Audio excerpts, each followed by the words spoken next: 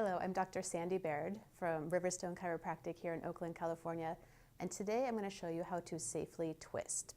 Now we're going to be twisting to the back and twisting to the front, and there's different spinal biomechanics that are involved with each one, so I'm going to break it down and show you how to do that. There's a lot of misinformation out there about twisting your back. Some people would say it's the worst thing you can ever do for your spine. Other people would say that it detoxes your internal organs. So I think the answer is somewhere in between those two extremes. Now, spinal twisting or rotation is one of the main movements that your spine needs to be able to do to promote healthy biomechanics, to properly lubricate the joints, and to safely move you around. So there's flexion, which is rounding forward. There's extension, which is arching back. There's rotation to either side. And there's lateral bending, which is kind of a variation on rotation. But I'm going to show you how to safely twist your spine when you're going into an extension-based twist, and how to safely twist your spine when you're going into a flexion or forward-based twist. So stay tuned for that.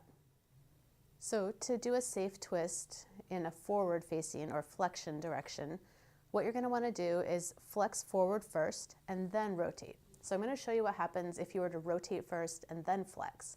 So I'm just going to hold on here just so you can kind of see degrees of rotation. So if you were to rotate first, this is about as far as I can rotate. And then if I want to flex forward, I get to right about there before I feel some binding and pinching through my right-sided low back. Now if I come back to this position and I flex forward first, and then I take my rotation, I can go a little bit further and it feels much smoother. I don't feel any catching or binding in my back. So it's different for going into extension, and I'm going to show you that next. If you want to do a twist into extensions, meaning your low back is going to arch back in this direction as you twist, you want to think about doing your twist first and then adding your extension. Okay, so if I'm going to the other side, we're twisting and then extending. And this is actually like a nice mobility exercise. You just kind of get into the flow of twist, extend, come back through center, twist, extend, and come back through center. If we were to do the opposite, if we were to go into extension and then try to twist, it doesn't feel that great.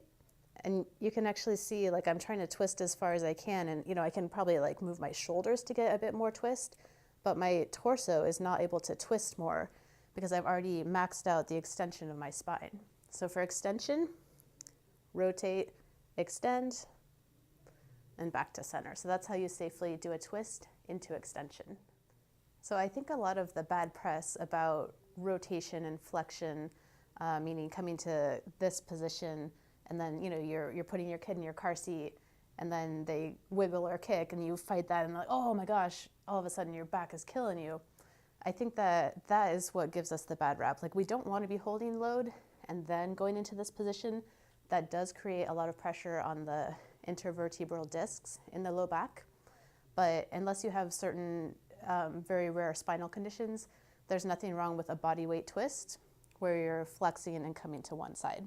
It's one of the motions your spine is designed to do. And in my opinion, if you don't use your motion, you lose it.